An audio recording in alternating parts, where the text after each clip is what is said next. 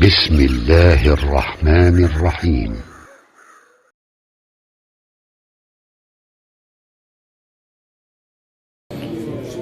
اللهم صل وسلم وبارك على سيدنا ومولانا محمد وعلى آله وصحبه وبارك وسلم.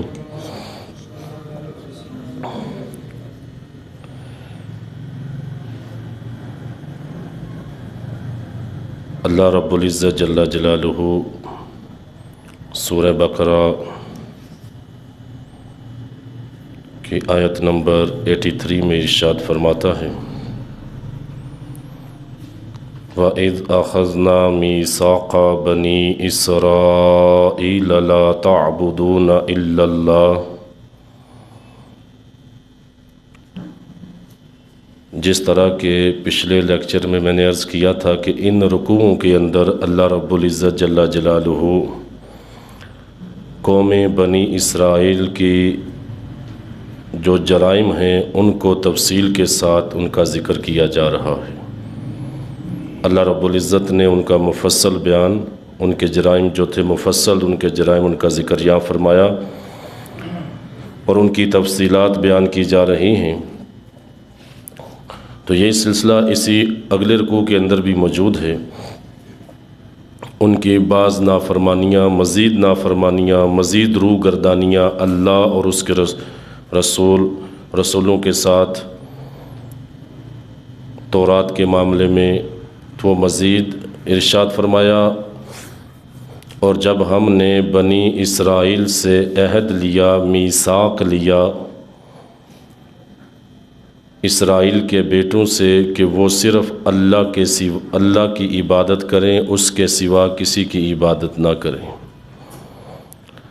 وَبِالْوَالِدَيْنِ إِحْسَانًا وَذِي الْقُرْبَى وَالْيَتَامَى وَالْمَسَاكِينِ وَقُولُوا لِلنَّاسِ حُسْنًا وَأَقِيمُوا الصَّلَاةَ وَآتُوا الزَّكَاةَ ثُمَّ تَوَلَّيْتُمْ إِلَّا قَلِيلًا مِّنْكُمْ وَأَنْتُمْ مُعْرِضُونَ.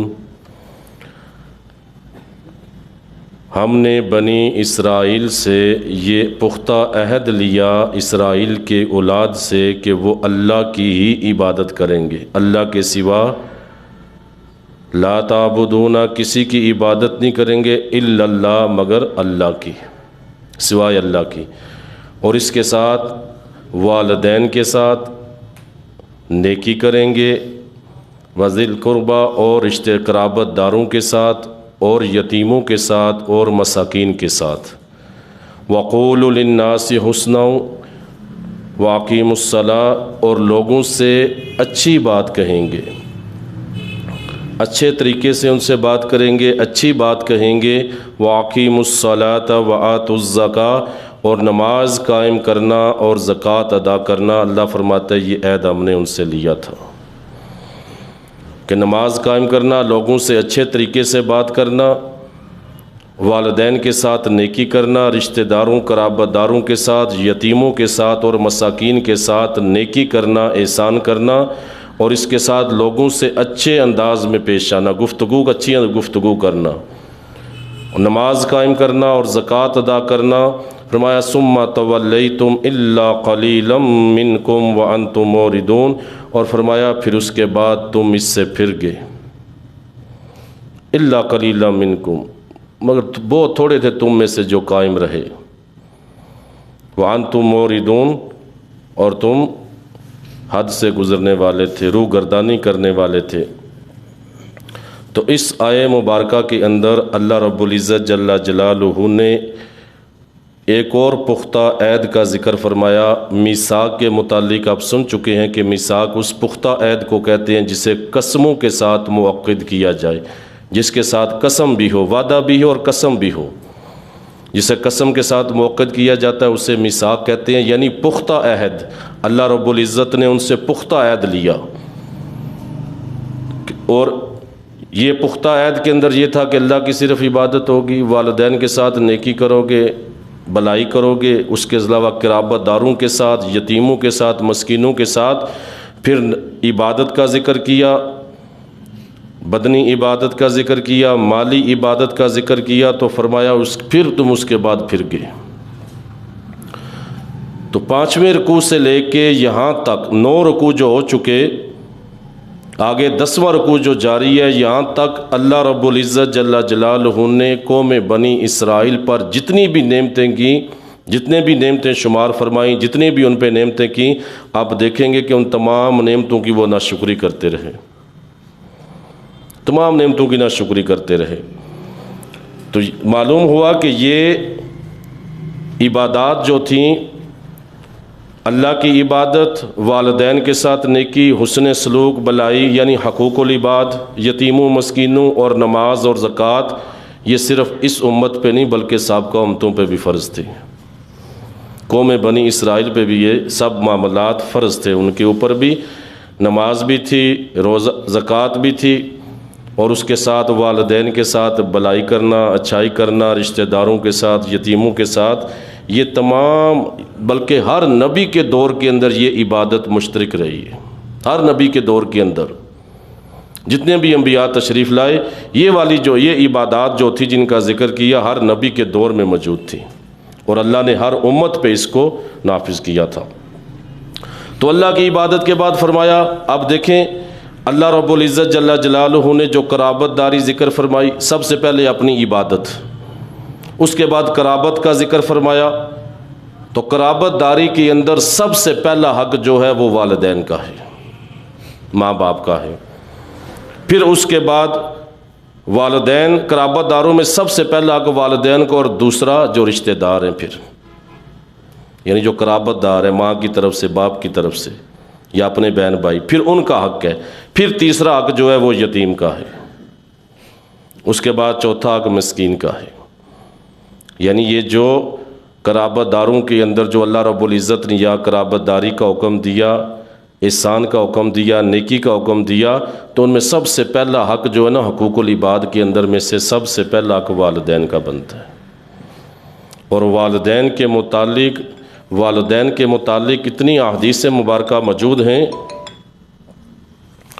اتنی احادیث مبارکہ موجود ہیں، بخاری کے اندر، مسلم کے اندر، بلکہ سیاستہ کی تمام کتب کے اندر کافی ساری احادیث مبارکہ موجود ہیں والدین کی اطاعت پہ، اس پہ اجر و ثواب کا فرمایا گیا، اور والدین کی نافرمانی کرنے والوں کو بھی جس عذاب سے ڈرایا گیا اس عذاب کا بھی تذکرہ ہے۔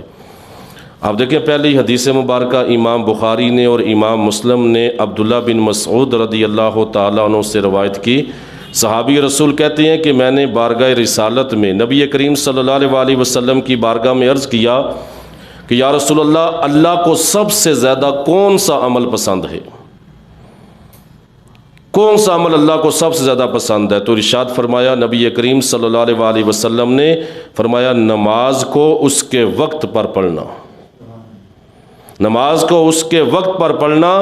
صحابی کہتے ہیں میں نے پھر عرض کی یا رسول اللہ، اس کے بعد کون سا عمل پسندیدہ ہے اللہ کو؟ تو ارشاد فرمایا، والدین کے ساتھ، ماں باپ کے ساتھ نیکی کرنا، ماں باپ کے ساتھ بلائی کرنا۔ تو اب یہاں بھی دیکھیں، عبادت کے ساتھ اللہ رب العزت نے جس چیز کا ذکر کیا سب سے پہلے والدین ہے، عبادت اللہ کی، اس کے بعد حقوق العباد میں سب سے پہلے جو حق ذکر کیا وہ والدین کا، وبالوالدین احسانا، تو والدین کا۔ اسی طرح امام بخاری نے، امام مسلم نے، ابو داؤد اور امام نسائی نے حضرت عبداللہ بن عمر بن عاص سے یہ روایت کیا۔ صحابی کہتے ہیں کہ ایک شخص نے نبی کریم صلی اللہ علیہ وسلم کی بارگاہ میں آ کر عرض کی یا رسول اللہ، مجھے جہاد کرنے کی اجازت دیں، اللہ کی راہ میں جہاد کفار کے ساتھ۔ تو ارشاد فرمایا کیا تمہارے ماں باپ زندہ ہیں؟ عرض کی یا رسول اللہ جی ہاں۔ فرمایا ان کی خدمت میں جہاد کرو، ان کی خدمت میں جا کر جہاد کرو۔ مطلب یہ کہ تمہاری خدمت کی انہیں ضرورت ہے، تو تمہارا ان کی خدمت کرنا یہ تمہارے لیے جہاد ہے۔ تو دیکھیں نبی کریم صلی اللہ علیہ وسلم نے کئی اور احادیث مبارکہ ہیں والدین کی خدمت کو جہاد، بلکہ جہاد سے بھی افضل قرار دیا ہے۔ پھر اسی طرح امام ابن ماجہ، امام نسائی نے اور امام حاکم نے اپنی اپنی سند کے ساتھ حضرت معاویہ بن جہمہ ان سے روایت کی، اور یہ کہتے ہیں کہ میرے والد جہمہ بارگاہ رسالت صلی اللہ علیہ وسلم میں حاضر ہوئے، انہوں نے جہاد کا ارادہ کیا تھا تو کہا اللہ کے رسول کی بارگاہ میں جاتا ہوں، ان سے مشورہ کرتا ہوں۔ تو جب اللہ کے رسول کی بارگاہ میں حاضر ہوئے، کہا یا رسول اللہ میں جہاد میں جانا چاہتا ہوں، تو فرمایا کیا تمہاری ماں ہے؟ کیا تمہاری ماں ہے؟ عرض کی ہاں یا رسول اللہ ہے میری ماں۔ تو فرمایا اس کے ساتھ چمٹے رہو، مطلب اس کی خدمت کرتے رہو، کیونکہ جنت اس کے پیر کے پاس ہے، جنت اس کے پیر کے پاس ہے۔ اور انہی سے دوسری روایت جو ہے امام طبرانی نے روایت کی، اس کے الفاظ یہ ہیں کہ تمہارے ماں باپ جو ہیں عرض کی یا رسول اللہ دونوں ہیں، فرمایا دونوں کے پاؤں سے چمٹے رہو، جنت ان کے پیروں کے پاس ہے۔ یعنی اس والی حدیث میں جو امام ابن ماجہ نے، امام نسائی نے، امام حاکم نے نقل کی، اس میں صرف ماں کا ذکر ہے، اور امام طبرانی نے انہی سے جو روایت کی اس کے اندر ماں باپ دونوں کا ذکر ہے۔ فرمایا ان کے قدموں سے چمٹے رہو، مطلب کیا کہ ان کی خدمت کرو، ان کے ساتھ بلائی کرو، ان کے ساتھ اچھائی کرو، تو وہ جنت ان کے قدموں میں۔ پھر اسی طرح امام طبرانی نے، امام حاکم نے سند صحیح کے ساتھ حضرت انس رضی اللہ تعالیٰ عنہ سے یہ حدیث نقل کی، روایت کی کہ نبی کریم صلی اللہ علیہ وسلم نے ارشاد فرمایا، جو شخص اپنے ماں باپ کے ساتھ نیکی کرے، فرمایا اس کے لیے توبہ ہے، یعنی جنت کا وہ ایک سایہ دار درخت ہے، اور فرمایا اللہ تعالیٰ اس کی عمر میں زیادتی کرتا ہے، یعنی اس کی عمر بڑھا دیتا ہے۔ جو والدین کے ساتھ بلائی کرے، ان کی خدمت کرے، ان کا حکم مانے۔ پھر اسی طرح صحیح مسلم کے اندر امام مسلم نے حضرت ابو ہریرہ رضی اللہ تعالیٰ عنہ سے روایت کیا کہ نبی کریم صلی اللہ علیہ وسلم نے ارشاد فرمایا اس شخص کی ناک خاک آلود ہو، اس شخص کی ناک خاک آلود ہو، اس شخص کی ناک خاک آلود ہو، 3 مرتبہ یہ ارشاد فرمایا۔ تو صحابہ نے پوچھا، عرض کی یا رسول اللہ کس کی؟ ارشاد فرمایا جس نے اپنے والدین یا ایک کو یا ان میں سے ایک کو بڑھاپے میں پایا، اس کے باوجود جنت میں داخل نہ ہوا۔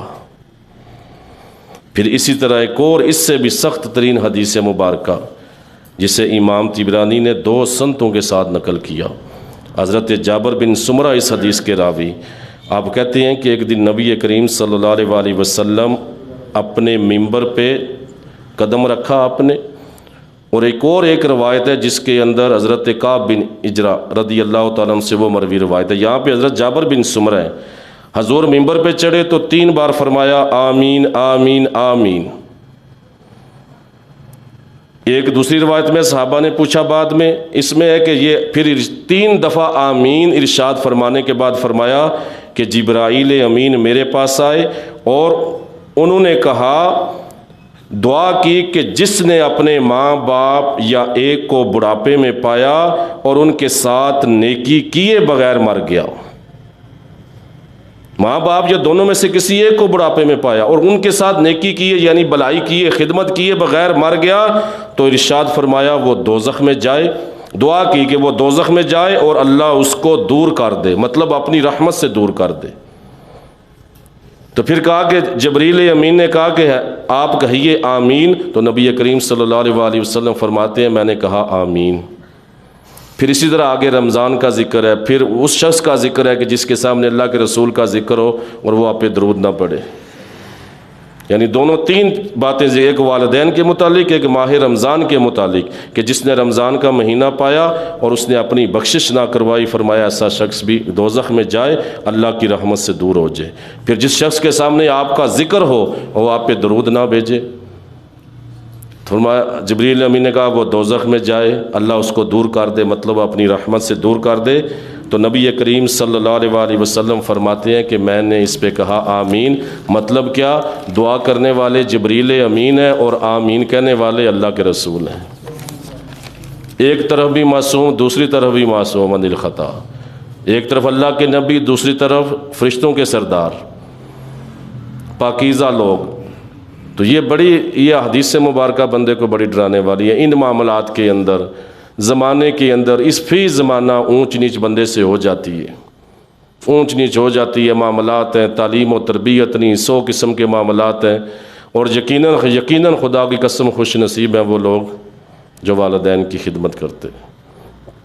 آپ دیکھیں نا ہوتا کیا اس عمر کے اندر، جب بڑھاپا آتا ہے تو سمجھیں کہ انسان جو ہے نا وہ بچہ بن جاتا ہے، بچپنا لوٹ آتا ہے اس کے اندر۔ اب ذرا بات پہ وہ جناب ذرا غصے ہو جاتے ہیں، ذرا سی بات پہ چڑچڑے، فرمائشیں، اس طرح کی باتیں کرنا، تو وہ اس موقع پہ قرآن حکیم نے سری نص کے ساتھ فرمایا جب اس حالت کو پہنچیں دونوں یا ایک، فرمایا ان سے اف تک بھی نہ کہنا، اف تک بھی کہنے کی اجازت نہیں دی اللہ رب العزت نے۔ پھر آخر میں فرمایا یہ دعا کرنا، رب ارحمہما کما ربیانی صغیرا، اللہ ان دونوں پہ رحم فرما جس طرح انہوں نے مجھے بچپن میں پالا۔ تو اوپر والے الفاظ کے ساتھ یہ الفاظ ذکر کرنے کا مقصد کہ بندے کے ذہن میں یہ بات تازہ ہو جائے کہ جس طرح مجھے بچپن میں انہوں نے پالا، بندہ غور کرے کہ بچپن میں جس طرح میں فرمائشیں کرتا تھا، جس طرح میں غلط کام کرتا تھا، میرے ماں باپ مجھے نظر انداز کرتے تھے، بے جا فرمائشیں کرنا، پھر ان کی محبت، ان کا پیار جس طرح میرے ساتھ تھا، تو بندہ غور کرے اس پہ۔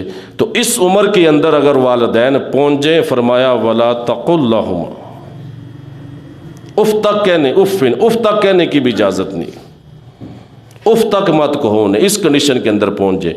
تو عموماً ہوتا ہے ایسا چچڑا پن آ جاتا ہے ان کے اندر، وہ بچپنے والی آتے آ جاتی ہیں بعض اوقات، تو منع کیا گیا۔ اور یہ دین اسلام ہے ہمارا، یہ اللہ کا قرآن، اللہ کے رسول کی سنت، یہ دین ہمارا سکھاتا ہے۔ اور یقین کریں کہ وہ والدین جو اپنی اولاد کو دین سے دور رکھتے ہیں، دین نہیں سکھلاتے، دین کی تعلیم نہیں دیتے، اور کل اگر وہ بچے والدین کے سامنے آ کے کھڑے ہو جائیں یا ان کو ماریں تو قصور تو بچوں کا ہے، لیکن سب سے بڑا قصور والدین کا ہے،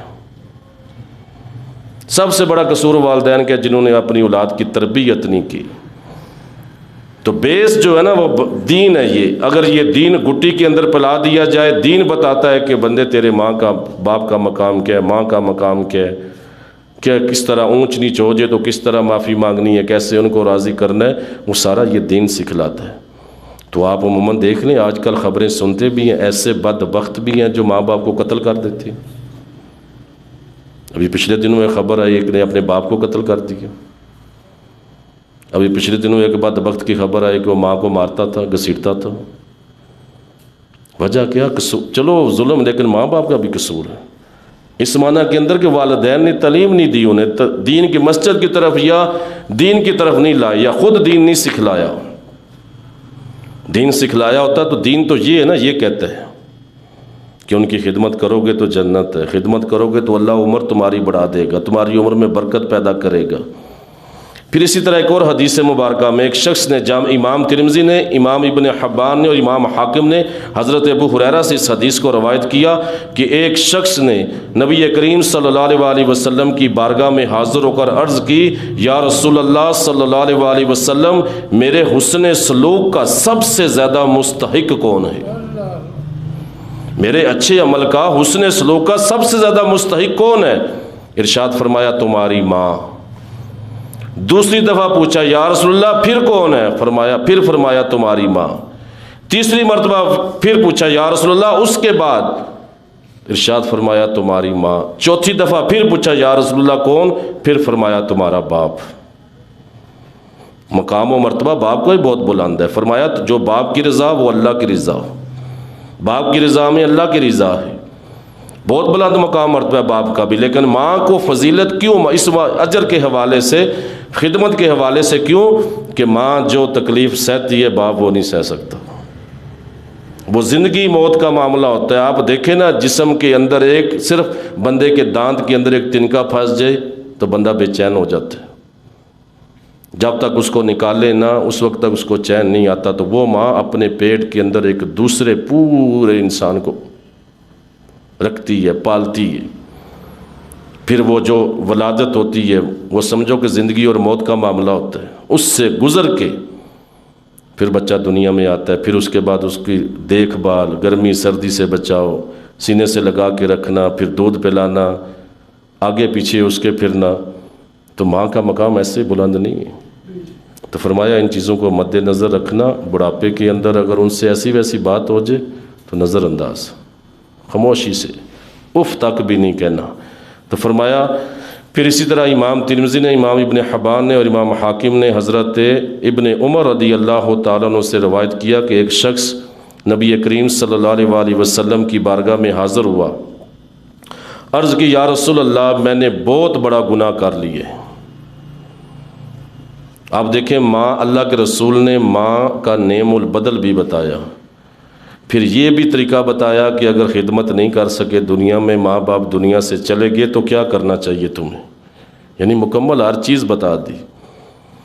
تو عرض کی اس شخص نے یا رسول اللہ میں نے بہت بڑا گناہ کر لیا، کیا اس کی کوئی توبہ ہے؟ ارشاد فرمایا کیا تمہاری ماں زندہ ہے؟ اس نے عرض کی نہیں یا رسول اللہ وفات پا گئی۔ پھر ارشاد فرمایا کیا تمہاری خالہ ہے، یعنی ماں کی بہن ہے؟ عرض کی ہاں یا رسول اللہ وہ موجود ہے۔ فرمایا اس کے ساتھ نیکی کرو، اس کے ساتھ نیکی کرو، گناہ ہو گیا تو اس کے ساتھ نیکی کرو گے اللہ تمہارا گناہ معاف فرما دے گا، مطلب یہ کہ وہ گناہ مٹ جائے گا۔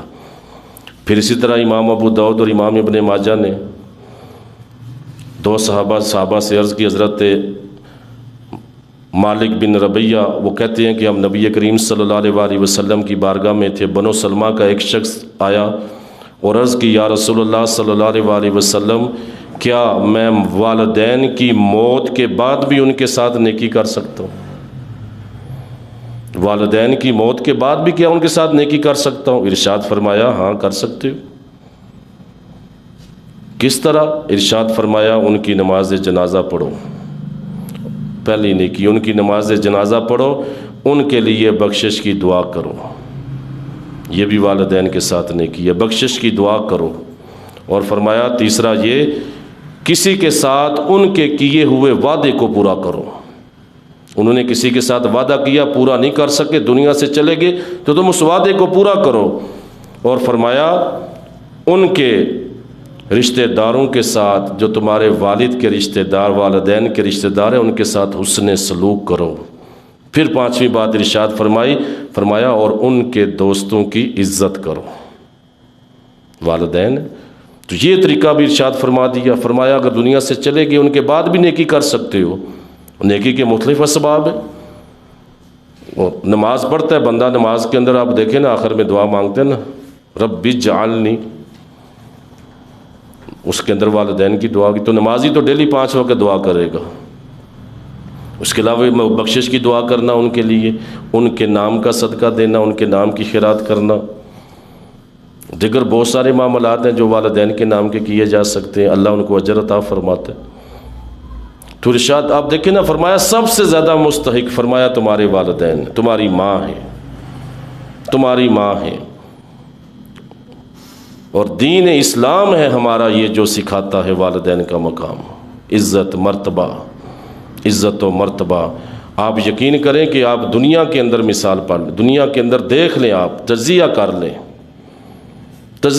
لیں کہ بہت سارے آپ کے سامنے مثالیں پیش آ جائیں ہوں گی جن کے جس طرح میں نے پہلے عرض کیا، بہت سارے لوگ ایسے ہوں گے، بہت سارے لوگ جو والدین کے ساتھ رویہ اچھا نہیں رکھتے، معاملات خراب ہیں ان کے، تشدد تک کرتے ہیں، ہاتھ تک اٹھاتے ہیں۔ بنیادی وجہ یہ دین نہیں سیکھا، نہ والدین نے جستجو کی۔ غالباً کسی صحابی کا واقعہ، ان کے پاس ایک صحابی کے پاس ایک شخص حاضر ہوا اور عرض کی ان سے آگے کہ میرے بیٹے نے مجھ پہ ہاتھ اٹھایا، تھپڑ مارا مجھے۔ تو آگے سے انہوں نے کہا کہ کیا تم نے اپنے بیٹے کو دین کا علم سکھایا؟ اس نے کہا نہیں سکھایا۔ فرمایا پھر قصور تو تمہارے بیٹے کا نہیں، قصور تو تمہارا ہے۔ اگر تم اسے سکھاتے، اس کی بنیاد، اس کی بیس جو ہے وہ دین بناتے تو آج یہ وہ نہیں کرتا، آج وہ یہ نہیں کرتا۔ پھر جس طرح یہ والدین کی اطاعت پہ بے شمار حدیث مبارک ہیں، اسی طرح جو والدین کی نافرمانی پہ بھی بخاری ستہ کی بے شمار حدیث مبارک ہیں۔ آپ دیکھیں 2-3 حدیث مبارکہ امام بخاری نے بھی نقل کیا، امام مسلم نے بھی نقل کیا، امام ترمذی نے بھی اس حدیث کو نقل کیا۔ حضرت ابو بکر صدیق رضی اللہ عنہ اس کے راوی ہیں۔ ارشاد فرمایا صحابہ سے کیا میں تمہیں سب سے بڑے گناہ کے بارے میں نہ بتاؤں؟ 3 بار ارشاد فرمایا کیا میں تمہیں سب سے بڑے گناہ کے بارے میں نہ بتاؤں؟ کیا میں تمہیں سب سے بڑے گناہ کے بارے میں نہ بتاؤں؟ صحابہ نے عرض کی کیوں نہیں یا رسول اللہ؟ ارشاد فرمایا اللہ کے ساتھ شرک کرنا سب سے بڑا گناہ، فرمایا ماں باپ کی نافرمانی کرنا سب سے بڑا گناہ۔ راوی کہتے ہیں کہ نبی کریم صلی اللہ علیہ وآلہ وسلم ٹیک لگا کر تشریف فرما تھے، پھر سیدھے ہو کے بیٹھ گئے اور فرمایا سنو جھوٹ اور جھوٹی گواہی، سنو جھوٹ اور جھوٹی گواہی، سنو جھوٹ اور جھوٹی گواہی۔ راوی کہتے ہیں کہ آپ بار بار اس بات کو دہراتے رہے، سنو جھوٹ اور جھوٹی گواہی۔ راوی کہتے ہیں صحابہ کہتے ہیں حتیٰ کہ ہم نے کہا کہ آپ سکوت فرماتے، یعنی کس شد و مد سے اس بات پہ آپ نے تکرار جس بات کی فرمایا جھوٹ اور جھوٹی گواہی۔ اور جھوٹی گواہی یہ ہمارے معاشرے کا سب سے بڑا المیہ ہے، یہ کوئی چھوٹی سی بات تو نہیں، جھوٹی گواہی سب سے بڑا ظلم، فرمایا سب سے بڑا گناہ، اور اس گواہی کی وجہ سے بے گناہ کو سزا مل جاتی ہے، جیلوں کے اندر چلے جاتے ہیں، کوئی قتل کوئی تختے پہ جا پہنچتے ہیں، سالوں ان کے جناب وہ ضائع جیلوں کے اندر گزر جاتے ہیں۔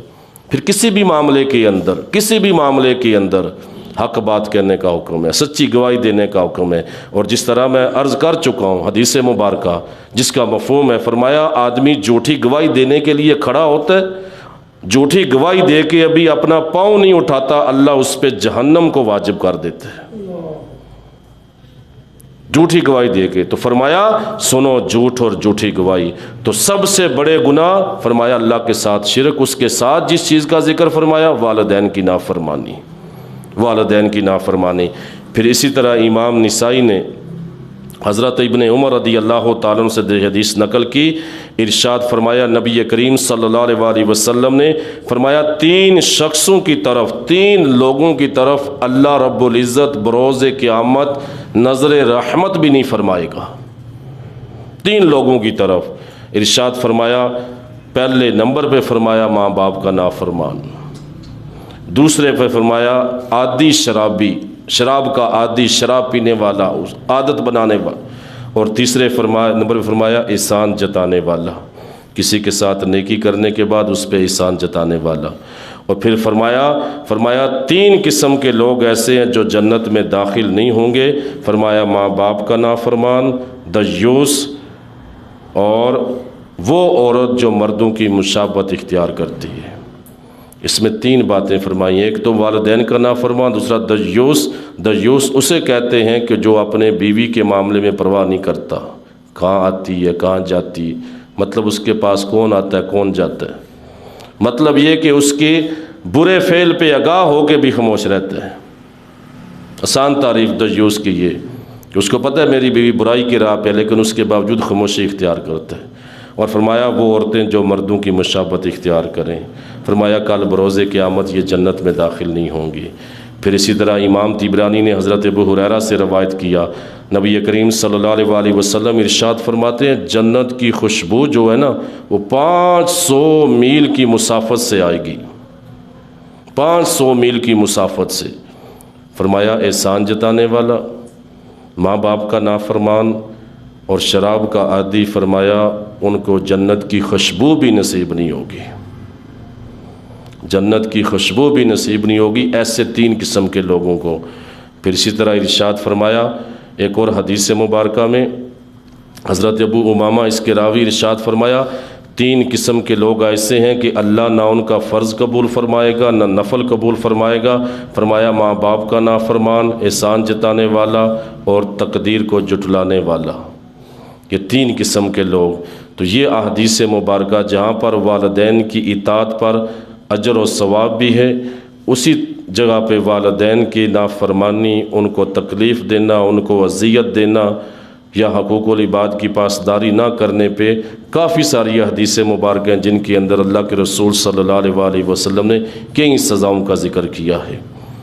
پھر اس کے اندر آپ دیکھیں تو فرمایا ہم نے بنی اسرائیل سے یہ عہد لیا تھا، پختہ عہد، میثاقہ، یعنی قسم کے ساتھ یہ پختہ عہد لیا تھا کہ وہ صرف اللہ کی عبادت کریں گے اور والدین کے ساتھ نیکی کریں گے اور رشتہ داروں کے وذوی القربہ، رشتہ داروں کے ساتھ، قرابت داروں کے ساتھ۔ قرابت دار کون ہے؟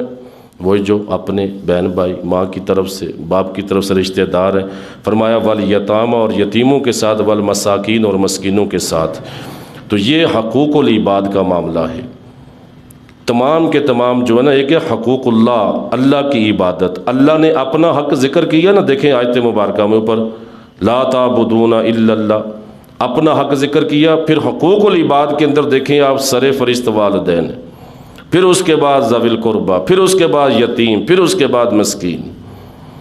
تو یہ بخاری اور مسلم کے اندر حدیث مبارکہ، اللہ کے رسول ارشاد فرماتے ہیں، جس شخص کو یہ پسند ہو اس کے رزق میں کشادگی کی جائے اور اس کی عمر کو بڑھا دیا جائے، اس کی عمر میں زیادتی کی جائے، فرمایا وہ رشتہ داروں سے تعلق جوڑے، وہ رشتہ داروں سے تعلق جوڑے، تعلق جوڑ کے رکھے رشتہ داروں سے، جسے یہ پسند ہو اس کا رزق وسیع ہو جائے، اس کی عمر بڑھ جائے۔ تو اللہ کے رسول صلی اللہ علیہ وآلہ وسلم نے عمر میں برکت کا، عمر میں زیادتی کا یہ نسخہ، بہترین نسخہ ارشاد فرما دیا۔ پھر اسی طرح پھر اس کے بعد یتیم کا معاملہ کیا ہے؟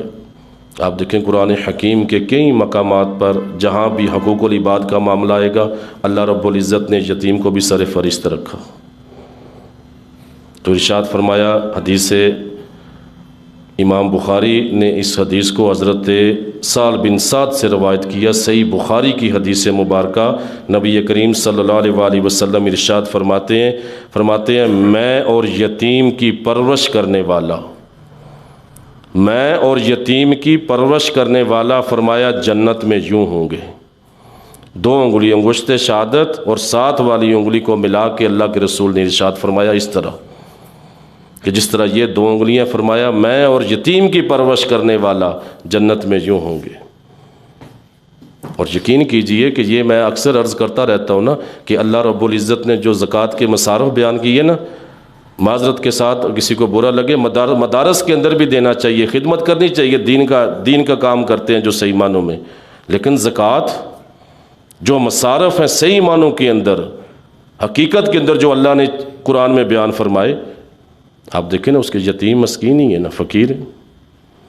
آپ یتیم کا معاملہ دیکھ لیں، آپ حدیث مبارکہ وہ سنیں، خدا کی قسم آنسو آ جاتے ہیں، رونگٹا کھڑا ہو جاتا ہے۔ اللہ کے رسول کس طرح محبت فرماتے تھے یتیموں کے ساتھ، کہ وہ عید والا واقعہ سنا ہوگا نا آپ نے، عید کی نماز پڑھنے جا رہے ہیں، راستے میں بچے کھیل رہے ہیں پاک نئے کپڑے پہن کے، ایک بچہ الگ سے کھڑا ہے، کپڑے بھی نئے نہیں، تو اللہ کے رسول اس کے پاس رکے، ارشاد فرمایا بیٹا تم کیوں نہیں کھیلے نئے کپڑے؟ کہا یا رسول اللہ میرا باپ فلاں جنگ میں شہید ہو گیا تھا۔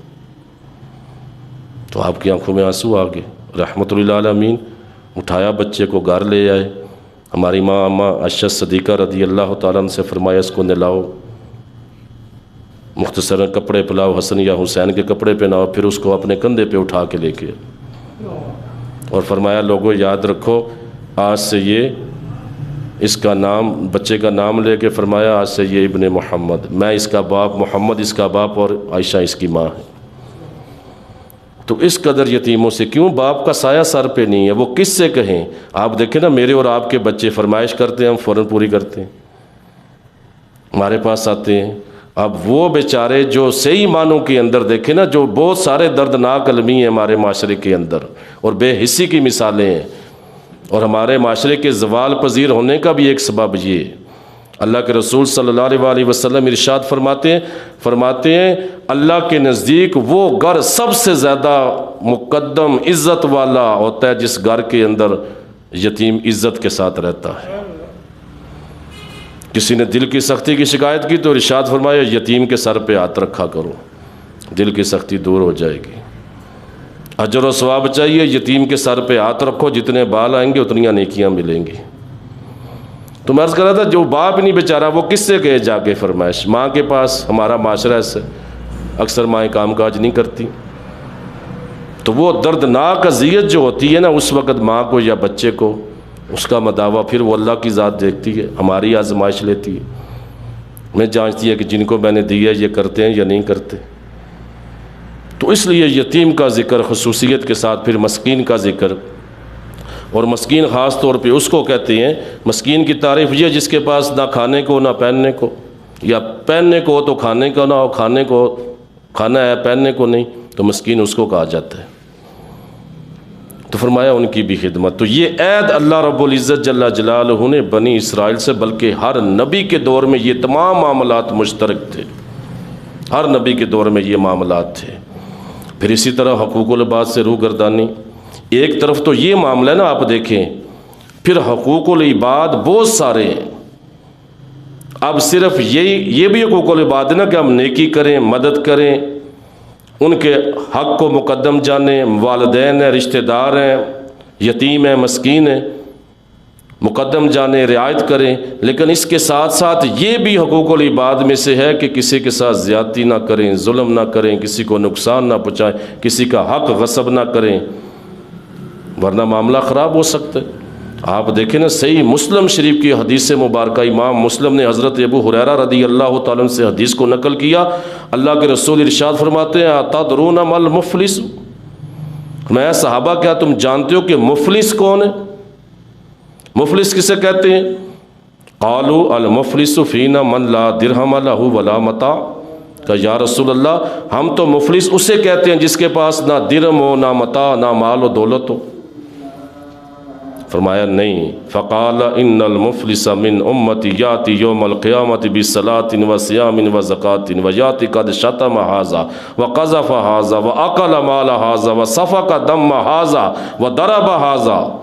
فرمایا نہیں میرے صحابہ، میری امت کا مفلس وہ ہے جو کل بروز قیامت نماز بھی لے کے آئے گا، روزہ بھی لے کے آئے گا، زکوٰۃ بھی لے کے آئے گا، یعنی ان کی نیکیاں، نمازی تھا، روزے دار تھا، زکوٰۃ دیتا تھا، فرمایا اس کے ساتھ اس نے کسی کو مارا ہو، کسی کو گالی دی ہوگی، شتم ھذا کسی کو گالی دی ہوگی، وقذف ھذا کسی پہ تہمت لگائی ہوگی، وَأَكَلَ مَالَ ھذا کسی کا مال کھایا ہوگا، وَسَفَكَ دَمَّ ھذا کسی کا خون بہایا ہوگا، وَضَرَبَ ھذا کسی کو مارا ہوگا۔ میں یہ ہے میری امت کا مفلس، نمازی ہے، پرہیزگار ہے، روزے دار ہے، زکوٰۃ بھی دیتا ہے، سب نیکیاں لے کے آئے گا، مگر اس کے ساتھ اس نے یہ جرم کیے ہوں گے، حقوق العباد کی پاسداری نہیں کی ہوگی۔ فرمایا کیا ہوگا؟ فرمایا فَيُعْطَ مِنْ ھذا مِنْ حَسَنَاتِهِ، فرمایا اس کی نیکیاں لے کے مظلوموں کو دے دی جائیں گی۔ ارشاد فرمایا مفلس ایسا بندہ مفلس ہے جو سب کچھ لے کے آئے گا، نماز، روزہ، زکوٰۃ، نیکیاں، لیکن حقوق العباد کی پاسداری نہیں کی ہوگی۔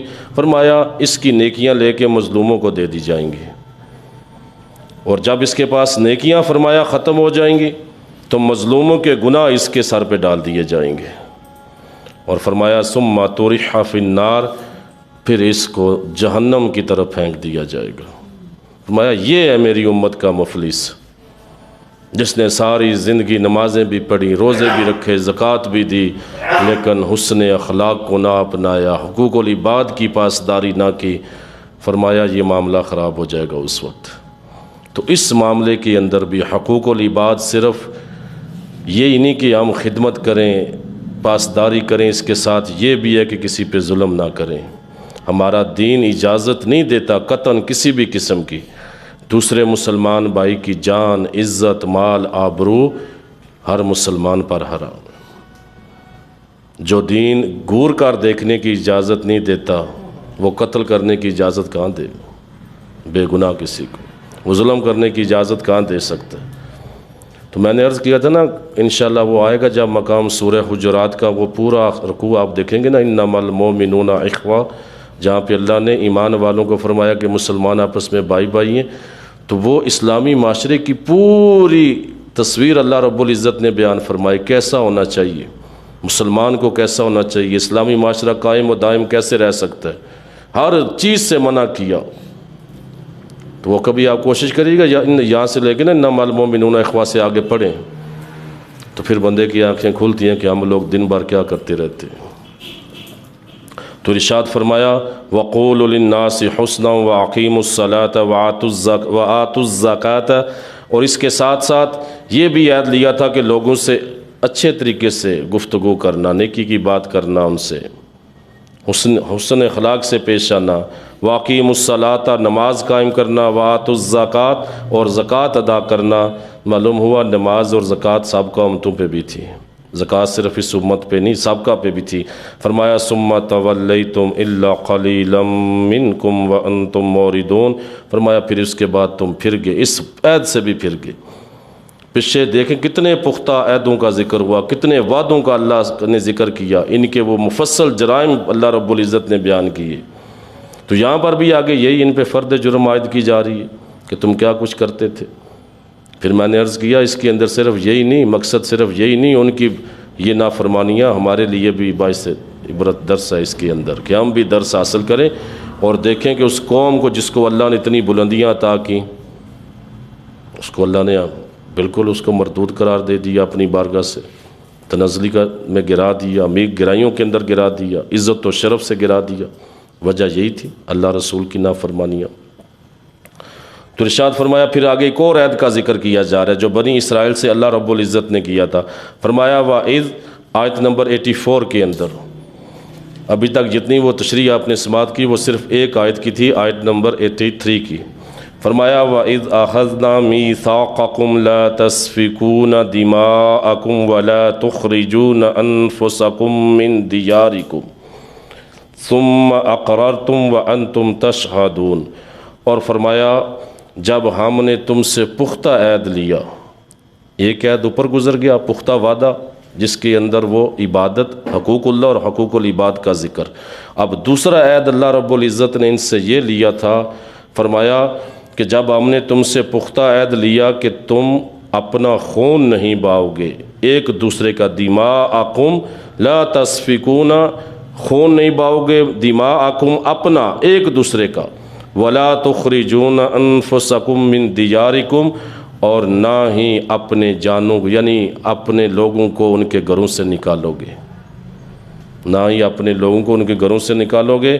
فرمایا ثم اقررتم، تم نے اقرار کیا، وانتم تشہدون، اور تم اس پر خود بھی گواہ ہو، اقرار بھی کیا اور تم خود اس پہ گواہ ہو۔ اب معاملہ کیا تھا؟ اس کی دو تفسیریں مفسرین نے کی ہیں۔ ایک تفسیر اس وقت کی ہے کہ جب حضرت موسیٰ علیہ السلام دنیا سے تشریف لے گئے، آپ کو قوم کو لے کے نکلے تھے بیت المقدس کی طرف، فلسطین کی طرف، تو قوم میں نے جانے سے انکار کر دیا تو اللہ نے سزا دی، پیچھے آپ سن چکے ہیں، میدان طیہ کے اندر 40 سال سرگردہ رہے۔ حضرت موسیٰ علیہ السلام دنیا سے تشریف لے گئے، حضرت ہارون بھی تشریف لے گئے، تو حضرت یوشع بن نون جو تھے وہ آپ کے خلیفہ بنائے گئے، ان کو اللہ نے نبوت عطا کی۔ تو ان کی سرکردگی کے اندر، ان کی سربراہی کے اندر پھر انہوں نے قوم کو تیار کیا تو انہوں نے فلسطین کو آزاد کروایا۔ یہ جو خون بہانے کا ذکر ہے نا کہ ہم نے تم سے عہد لیا تھا ایک دوسرے کا خون نہیں باندھنا، ایک دوسرے گھروں سے نہیں نکالنا، تو ایک تفسیر اس کی یہ ہے، اور ایک تفسیر اس کی مدینہ منورہ میں جو آباد قبیلے تھے، دو مشرقوں کے پہلے بعد اوس و خزرج جو مسلمان ہوئے، تو وہاں یہودیوں کے بھی دو قبیلے تھے، بنی قریظہ اور بنی نذیر، یہ وہاں پہ آباد تھے، ایک ان کے بارے میں۔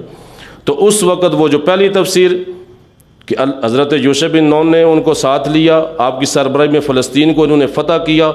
اب آپ سن چکے نا کہ ان کے 12 قبیلے تھے۔ اب جب فلسطین مکمل فتح ہو گیا تو چاہیے تو یہ تھا کہ ایک مکمل حکومت قائم کرتے، نبی کی سربراہی میں حکومت قائم کرتے، مرکزی حکومت بناتے۔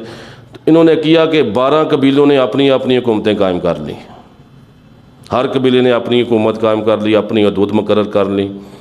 تو اب 12 قبیلے تھے، 12 بادشاہ، 12 سردار بن بیٹھے، تو اپنی اپنی حکومتوں کا اعلان کیا۔ تو اب کیا ہوا؟ آپس میں لڑائیاں بھی شروع ہو گئیں، ایک دوسرے کو جناب وہ مارتے بھی تھے، قتل بھی کرتے تھے، ان کے گھروں کو ویران کر دیتے، ان کو گھروں سے نکال دیتے۔ تو ایک تفسیر تو ایک سی۔ دوسری تفسیر اس کی یہ کہ مدینہ منورہ کے اندر 2 قبیلے مشرقوں کے اس وقت مشرق تھے، وہ اوس و خزرج، یہ آباد تھے۔ تو وہاں پر ہی یہودیوں کے 2 قبیلے تھے، بنی قریظہ اور بنی نذیر۔ تو یہ ان میں سے ایک قبیلہ اوس قبیلے کے ساتھ تھا مشرقوں کے، دوسرا قبیلہ خزرج کے ساتھ تھا۔ اب ہوتا کیا کہ آپس میں معاہدہ کیا ہوا تھا کہ اگر کسی نے اوس پہ حملہ کیا تو وہ ایک دوسرے کا ساتھ دیں گے۔ تو جب لڑائی ہوتی دونوں قبیلوں میں، اوس و خزرج، تو وہ دونوں کے حلیف تھے، ایک اس کا تھا ایک دوسرے کا تھا، تو آپس میں پھر ایک دوسرے کا خلاف جنگ بھی کرتے، ان قبیلوں کا ساتھ دے کے جنگ کرتے، پھر ایک دوسرے کو قتل کرتے، ان کو گھروں سے نکال دیتے، اور پھر آگے ذکر آ رہا ہے جب یہ ان کا معاملہ تھا تو اللہ فرماتا ہے ہم نے تم سے یہ عہد لیا تھا تم ایسا کام نہیں کرو گے، نہ ایک دوسرے دماءکم، دیکھیں نا اللہ نے فرمایا اپنے خون، کم کی ضمیر ان کی طرف لوٹ رہی ہے، وانفسکم، اپنی جانوں کو گھروں سے نہیں نکالو گے۔ معلوم ہوا ملت پوری جو قائم ہوتی، ملت کے جتنے افراد ہوتے ہیں وہ ایک ہی چیز ہوتی، وہ سب ایک ہوتے ہیں۔ تو معلوم ہوا ملت پوری، ملت کے اندر اس طرح کے معاملات ہوں تو پھر ملت کا شیرازہ بکھر جاتا ہے۔ تو یہ فرمایا وَتُخْرِجُونَ فَرِيقًا مِّنكُم مِّن دِيَارِهِمْ، فرمایا اس کے بعد فرمایا أَنْتُمْ تَشْهَدُونَ، تم نے اقرار بھی کیا، مانے بھی، فرمایا ثُمَّ أَنْتُمْ هَؤُلَاءِ تَقْتُلُونَ أَنفُسَكُمْ وَتُخْرِجُونَ فَرِيقًا مِّنكُم مِّن دِيَارِهِمْ، فرمایا پھر اس کے بعد تم نے کیا کیا؟ ہؤلاء تقتلون انفسکم، تم آپس میں لڑ پڑے، ایک دوسرے کو قتل کیا، وتخرجون فریقا منکم، اور تم میں سے ایک گروہ نے، تو تم نے نکالا بھی گھروں سے، ان کو گھروں سے بے دخل کر دیا، تظاہرون علیہم بالاسم والعدوان، اور تم نے ان کے خلاف گناہ اور سرکشی سے، سرکشی میں، گناہ اور سرکشی میں تم نے ان پہ چڑھائی کرتے ہو، گناہ اور سرکشی کے کام میں مدد کرتے ہو ایک دوسرے کی، تظاہرون، تم چڑھائی کرتے ہو، علیہم ان پر، بالاسم والعدوان، گناہ کے ساتھ، سرکشی کے ساتھ۔ تو یہ معاملات تھے ان کے، فرمایا اس عہد کو بھی یاد کرو تم نے جو کیا، ایک تو تم قتل کرتے تھے اپنی جانوں کو، وہ تخرجون فریقا منکم، اور تم میں سے ایک فریق وہ تھا جس کو تم گھروں سے بھی نکال دیتے تھے، اور سرکشی اور عدوان کے ذریعے تم ان پر چڑھائی کرتے تھے۔ اور آگے فرمایا پھر کیا ہوتا تھا، فرمایا وَإِن يَأْتُكُمْ أُسَارَىٰ تُفَادُهُمْ وَهُوَ مُحَرَّمٌ عَلَيْكُمْ إِخْرَاجُهُمْ، تو فرمایا پھر ہوتا کیا، جب آپس میں یہ لڑائی ہوتی، ایک دوسرے کے حلیف ہوتے تو گھروں سے بھی نکال دیتے، مارتے، قتل بھی کرتے ایک دوسرے کو، یہ یہودی، تو فرمایا اگر کوئی یہودی قید ہو کے نا، مخالف یہودی قید ہو کے مخالف قبیلے، اس قبیلے کے پاس چلا جاتا تو مخالف قبیلے والا فدیہ دے کے اس کو چھڑوا لیتا۔ فرمایا یاتکم، فرمایا اگر آتا تمہارے پاس اسارا قیدی، تفادہم، تو تم اس کا فدیہ دیتے، تم اس کا فدیہ دے کے اس کو چھڑا لیتے۔ تو لوگوں نے کہا کیسے تم لوگ ہو کہ ایک طرف تو تم انہیں قتل کرتے ہو، پھر گھروں سے نکالتے ہو، اگر وہ قید ہو جاتے ہیں تو تم انہی کو، جن کو تم دشمن سے بنایا ہوا ہے، جن کو گھروں سے نکالتے ہو، قید ہو جاتے ہیں تو پھر فدیہ دے کے ان کو چھڑا بھی لیتے ہو۔ تو آگے سے کہتے ہیں کہ ہمیں یہ حکم دیا گیا کہ قیدی کو چھڑاؤ۔ تو اللہ رب العزت فرماتا ہے کیا تمہیں تو یہ حکم تھا کہ تمہارا ان کو گھروں سے نکالنا ہی حرام ہے، تمہارا ان کو قتل کرنا حرام ہے، تمہیں تو یہ بھی حکم دیا گیا تھا۔ تو ارشاد فرمایا وَهُوَ مُحَرَّمٌ عَلَيْكُمْ إِخْرَاجُهُمْ، فرمایا وہ ان کا تو تم پر گھروں سے نکالنا ہی حرام تھا، ان کو گھروں سے، اللہ نے تم کو قتل سے منع کیا، ان کو گھروں سے نکالنے سے منع کیا، وہ بات تم نہیں مانتے، اور جو قیدی کو جناب وہ دشمن بھی ہو تمہارا، قیدی ہو تو چھڑا لیتے ہو اور کہتے ہو ہم اللہ کے حکم کی پاسداری کرتے ہیں۔ فرمایا یہ کیسی پاسداری ہے؟ فرمایا افتؤمنون ببعض الکتاب وتکفرون ببعض، فرمایا تو کیا بعض کتاب پہ ایمان لاتے ہو اور بعض کا انکار کرتے ہو؟ کتاب کے اندر کہتے تھے نا تورات کے اندر حکم ہے، تو اللہ فرماتا ہے یہ کیسا ہے تمہارا، قتل بھی کرتے ہو، تمہیں تو حالانکہ قتل سے منع کیا گیا تھا، تمہیں ان کو گھروں سے نکالنے سے منع کیا گیا تھا، کسی کہ ان کو گھروں سے بھی نہیں نکالنا، اس پہ تو تم عمل نہیں کرتے اور کہتے ہو کہ فدیہ دے کے چھڑاتے ہیں، تورات پہ عمل کرتے ہیں۔ تو فرمایا افتؤمنون ببعض الکتاب وتکفرون ببعض، فرمایا بعض پہ ایمان لاتے ہو بعض پہ نہیں لاتے۔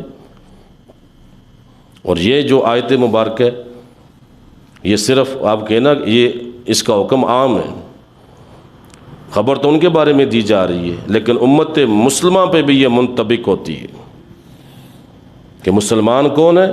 جو پورا اسلام میں داخل ہے، جو چیز آسان لگی اس کو اپنا لیا، جو مشکل لگی اس کو چھوڑ دیا، یہ مسلمانی نہیں ہے۔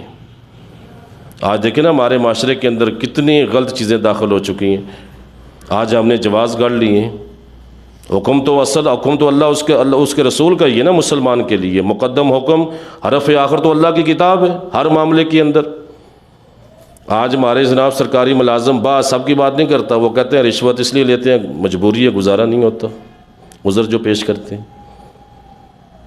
تو یہ جواز گڑے ہوئے ہیں ہم نے۔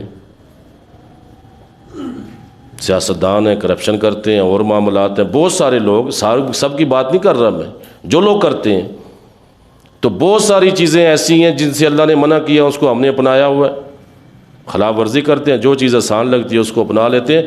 تو یہ خالصتاً قوم بنی اسرائیل کا کام تھا، جس کو آج امت مسلمہ نے بھی اپنایا ہوا ہے۔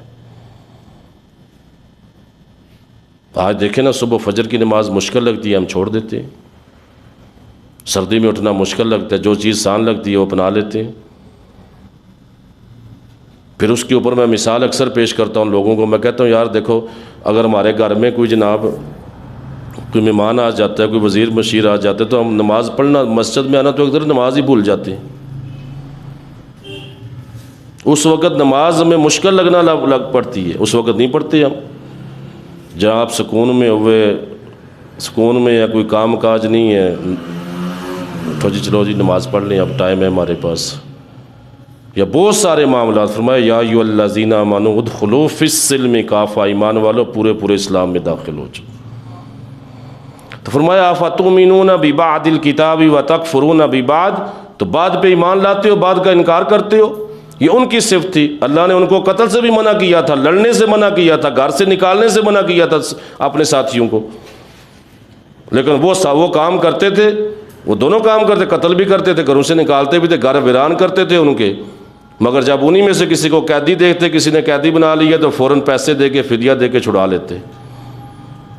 یعنی یہ تورات کا حکم تھا چھڑانا، اللہ فرماتا ہے اس پہ عمل کرتے ہو، دوسرے پہ عمل نہیں کرتے۔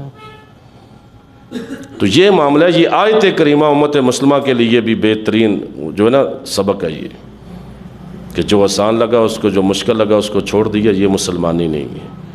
کامل مسلمان وہ ہے جو ہر حرف اللہ اور اس کے رسول کے احکامات کی اپنی زندگی کے ہر معاملے کے اندر اللہ اور اس کے رسول کی اطاعت کرے، اور اسی کے اندر پھر ارشاد فرمایا فما جزاء من يفعل ذلك منكم الا خزي في الحياة الدنيا ويوم القيامة يردون الى اشد العذاب وما اللہ بغافل عما تعملون۔ اور فرمایا اس کی جزا جس نے یہ کیا، من یفعل ذالک منکم، تم میں سے جس نے یہ فعل کیا، اس کا بدلہ الا خزی، سوائے دنیا کی زندگی میں رسوائی، فی الحیات دنیا، دنیا کی زندگی میں رسوائی، و یوم القیامتی، اور قیامت کے دن فرمایا یردون، وہ لوٹائے جائیں گے، پھیرے جائیں گے، الی اشد العذاب، شدید عذاب کی طرف۔ وما اللہ بغافل عما تعملون، اور فرمایا اللہ تمہارے اعمال سے غافل نہیں ہے۔ یعملون تعملون، تم جو عمل کرتے ہو اللہ جانتا ہے، جو عمل کرتے ہو۔ تو یہ سزا فرمایا دنیا کے اندر بھی رسوائی اور آخرت کے اندر بھی شدید عذاب۔ یہ قوم بنی اسرائیل کا ایک جو میثاق تھا، دوسرا اللہ نے اس کو بھی ذکر کیا، تو فرمایا اولئک الذین اشتروا الحیاۃ الدنیا بالآخرہ، فرمایا یہ وہ لوگ ہیں جنہوں نے دنیاوی زندگی کو آخرت کے بدلے میں خرید لیا۔ یہ وہ لوگ ہیں جنہوں نے آخرت کی زندگی کے بدلے دنیا کی زندگی خرید لی، یعنی دنیا کی زندگی کو ترجیح دی، آخرت کو ترجیح نہیں دی۔ فرمایا یہ وہ لوگ ہیں، تو فرمایا ہوگا کیا؟ فرمایا فلا یخفف عنہم العذاب ولا هم ینصرون، اور فرمایا قیامت والے دن ان لوگوں پر عذاب کے معاملے میں ذرا بھی تخفیف نہیں کی جائے گی، اور نہ ہی ان کی کوئی مدد کی جائے گی کسی بھی لحاظ سے۔ یہ وہ لوگ جو اللہ کے میثاق یعنی پختہ عہد کو توڑتے ہیں۔ تو اصل تو اللہ کے وعدے تھے نا، جو اللہ کے ساتھ انہوں نے وعدے کیے تھے، ان کے بڑوں نے اپنے انبیاء کی سرکردگی میں جو بڑے وعدے کیے تھے، تو آپ دیکھ رہے ہیں ان کے اندر بہت ساری چیزیں، بعض آیات جس طرح میں نے عرض کی نا کہ بریکٹ آیات جنہیں کہا جاتا ہے، وہ ہمارے لیے بھی مشعل راہ ہے، باعث عبرت ہے کہ ہم ان کو بھی دیکھیں۔ افتؤمنون ببعض الکتاب وتکفرون ببعض، ایسا معاملہ تو نہیں کہ بعض کتاب پہ ایمان رکھتے ہو اور بعض کا انکار کرتے ہو۔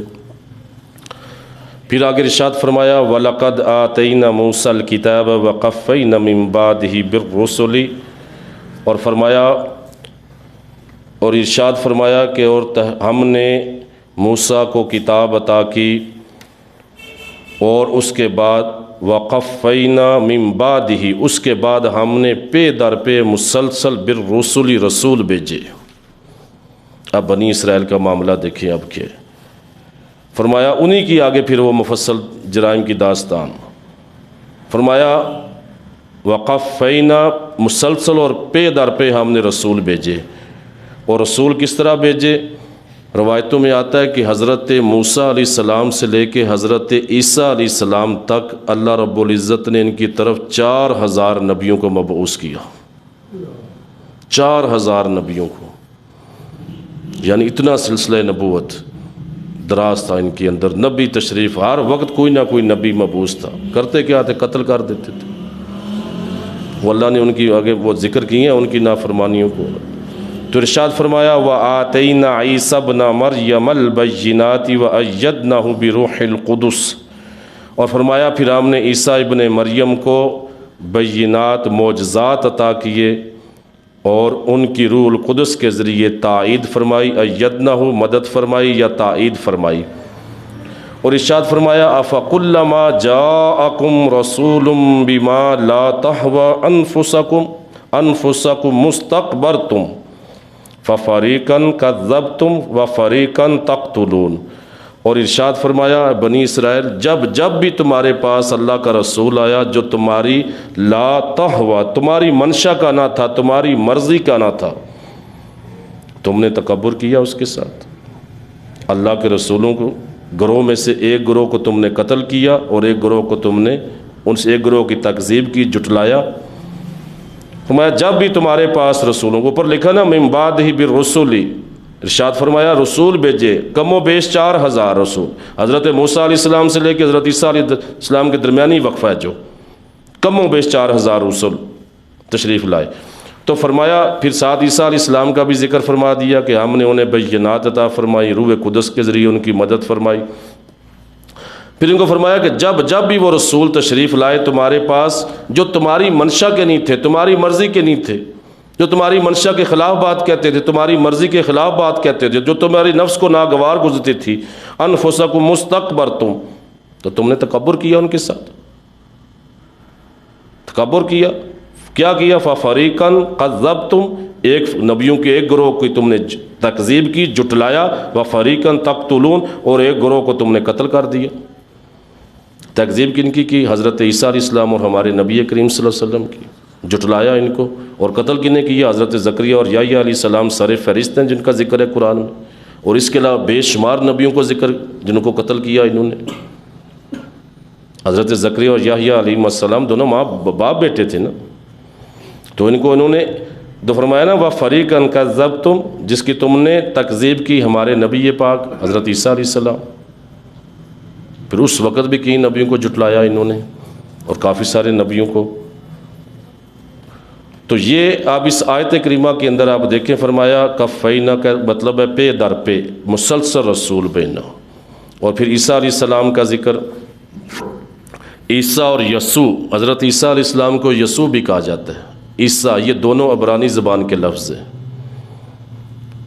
یہ علم ہیں، عبرانی زبان کے لفظ ہیں جس کا مطلب ہے سید یعنی سردار اور برکت والا، دونوں کا معنی یہ ہے، اب سید یعنی برکت والا۔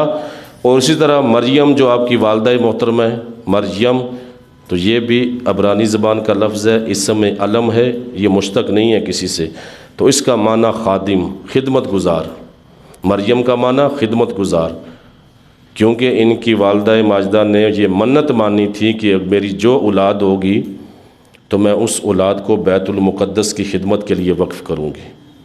تو جب بیٹی پیدا ہوئی مریم تو بیت المقدس کی خدمت کے لیے وقف کر دی، تو مریم کا معنی خدمت گزار۔ تو آپ ساری پھر اسی کے اندر وہ سارے معاملات ہوئے، اللہ رب العزت نے اپنی روح پھونکی جبریل امین کے ذریعے، عیسیٰ علیہ السلام کی ولادت ہوئی، آپ کی عبادت کرنا، اور بیت المقدس کے اندر ہی تھا سارا معاملہ۔ پھر فرمایا نا البینات کہ عیسیٰ علیہ السلام کو ہم نے بینات کا مطلب معجزات تھے، وہ معجزات کیا تھے کہ آپ مردوں کو زندہ کرتے تھے، مردوں کو زندہ بھی کیا، آگے آئے گا اس کا ذکر۔ پھر اس کے بعد آپ مادرزاد جو اندھے تھے نا یا کوڑی تھے، جو جن کی نظر ہی نہیں تھی ان کو ہاتھ پھیرتے ان کی آنکھیں واپس آ جاتی، نظر واپس آ. پھر برس کے جو مریض تھے، کوڑ کے مریض تھے، ان پہ ہاتھ پھیرتے وہ ٹھیک ہو جاتے. پھر مٹی کے پرندے کی صورتیں بناتے، پھونک مارتے، وہ زندہ ہو کے اڑنے لگتے. یہ سارا قرآن کی آیات میں آگے. تو یہ فرمایا ہم نے بینات عیسیٰ ابن مریم کو بینات معجزات عطا فرمائے. وَأَيَّدْنَاهُ بِرُوحِ الْقُدُسِ، اور روح قدس کے ذریعے ان کی مدد فرمائے. روح القدس حضرت جبریل امین. جبریل کو روح قدس کہتے ہیں. مراد اس سے جبریل، قدس کا معنی ہے اللہ تعالیٰ کی ذات. قدس رب کو کہتے ہیں. اور روح، یہ روح کی جو نسبت کی ہے نا اللہ رب العزت کی طرف، روح قدس، تو یہ نسبت، اس سے کہتے ہیں نسبت تشریفی، یعنی شرف والی نسبت، شرف اور عزت والی نسبت. اب مطلب کیا ہوگا؟ اللہ کی پسندیدہ روح. روح القدس اللہ کی قدس کی پسندیدہ روح، یعنی اللہ کی پسندیدہ روح. اور جبریل امین کو روح الامین بھی کہا جاتا ہے. دونوں کے بارے میں آیت ہیں قرآن کے اندر. روح القدس، ارشاد فرمایا قل نزلنا روح القدس من ربک بالحق. یہ بھی روح قدس بھی ہے کہ آپ کی یہ کہ اس قرآن کو حق کے ساتھ روح القدس نے آپ کے رب کی طرف سے آپ کی طرف نازل کیا. روح الامین کا بھی ذکر ہے. نزل بہ الروح الامین علی قلبک لتکون من المنذرین. تو ارشاد فرمایا یہ قرآن، اس کو روح الامین نے نازل کیا آپ کے قلب پر، لتکون من المنذرین، تاکہ آپ ڈرانے والوں میں سے ہو جائیں. تو روح الامین کا لفظ بھی قرآن میں موجود ہے، روح القدس کا لفظ بھی قرآن حکیم کے اندر موجود ہے، اور مراد اس سے جبریل امین ہے. قدس اللہ کا کہتے ہیں، اللہ کی ذات کو کہتے ہیں. روح پسندیدہ روح، اور یہ نسبت تشریفی یعنی اضافت والی نسبت ہے کہ اللہ کی پسندیدہ روح. تو پھر ارشاد فرمایا تم لوگوں نے نبیوں میں ایک گروہ کو تم نے قتل کیا، ایک نبیوں کے گروہ کی تم نے تکذیب کی. وقالوا قلوبنا غلف، اور جب ان سے نبی کریم صلی اللہ علیہ وآلہ وسلم نے فرمایا نا یہ ساری چیزیں، ہر چیز واضح فرمائی، جب ان سے کہا جاتا یہ ساری علامتیں، تو وہ کہتے ہمارے دلوں پہ پردے پڑے. کہا نا اللہ کے رسول نے ایمان کیوں نہیں لاتے؟ پھر ہر چیز واضح ہے، ہر چیز واضح، ہر چیز کی خبر دے گی. بلکہ آپ دیکھیں تاریخ ابن ہشام کے اندر یہ واقعہ موجود ہے. حضرت صفیہ ام المومنین، ہماری ماں ام المومنین حضرت صفیہ خود اس چیز کی سب سے بڑی شاہد. آپ کا باپ یہودی ایک عالم تھا، آپ کا چاچا بھی ایک بہت بڑا عالم تھا. تو یہ دونوں بھائی، حضرت صفیہ کا باپ اور ان کا بھائی، دونوں نبی کریم صلی اللہ علیہ وسلم جب اعلان نبوت کیا تو آپ کے پاس آئے اور سوالات کیے. آپ کے باپ نے، حضرت صفیہ کے باپ نے بہت سارے سوال کیے. پھر جب دونوں واپس گھر گئے نا تو ایک کمرے کے اندر بیٹھ کے گفتگو کر رہے تھے. حضرت صفیہ اس گفتگو کو سن رہی تھی. تو چاچا نے کہا والد سے کہ ہاں بتاؤ کہ یہی نشانی ہے. اپنے بھائی سے، حضرت صفیہ کے باپ سے کہا ہاں یہی نشانی ہے. کیا تم نے اللہ کا نبی؟ کہا ہاں یہی اللہ کے حق نبی، سچے نبی یہی ہیں. تو کہا پھر اب بھائی نے پوچھا بھائی سے اب تم نے کیا کرنا ہے؟ تو حضرت صفیہ کے والد نے بولے نہیں ایمان نہیں لائیں گے ہم تو ڈٹ کے مخالفت کریں گے. مطلب وہ اناد، وہ ضد جو ان کے اندر آ گئی تھی نا، اناد، بغض، سرکشی. ضد کیا تھی، اناد کیا تھا، ان کے اندر بغض کیا آ گیا تھا. آپ دیکھیں نا پھر وہ آگے ذکر آئے گا. صحابہ کرام تو انہیں کہتے تھے، یہ جو مشرکوں کے قبیلے تھے اوس و خزرج، یہ ان سے یہ سنتے تھے باتیں جب ان کی جنگیں ہوتی تھی آپس میں. وہ آگے اس کا ذکر آئے گا. تو فرمایا کہ تو نبی کریم ان کو فرماتے ہی مان لو، تو کہتے ہمارے دلوں پہ پردہ پڑا ہے، ہمارے دلوں پہ پردہ پڑا ہے. تو خالق کائنات اللہ رب العزت جل جلالہ نے فرمایا بل لعنہم اللہ بکفرہم فقلیلا ما یؤمنون، بلکہ اللہ نے ان کے کفر کے سبب ان پہ لعنت فرما دی ہے، لعنت کر دی ہے. فقلیلا ما یؤمنون، فرمایا بس بہت تھوڑے ان میں ایمان لانے والے، بہت تھوڑے لوگ ہیں. تو میں عرض کر رہا تھا وہ واقعہ جس طرح حضرت صفیہ ام المومنین اپنے والد اور چچا کی گفتگو سن کے پھر انہیں اسلام قبول کیا، اللہ کے رسول کی زوجیت میں آئیں. پھر وہ تو یہ ساری باتیں واضح ہو چکی تھی، حق ثابت ہو چکا تھا. پھر اللہ رب العزت کی بارگاہ میں دعا ہے کہ جو سنا یاد رکھنے کی توفیق عطا فرمائے. اس میں جو غلطی کوتاہی ہو گئی وہ اللہ کریم اپنے فضل و کرم کے صدقے معاف فرمائے. اللہ کریم ہم سب پر اپنا خاص کرم فرمائے.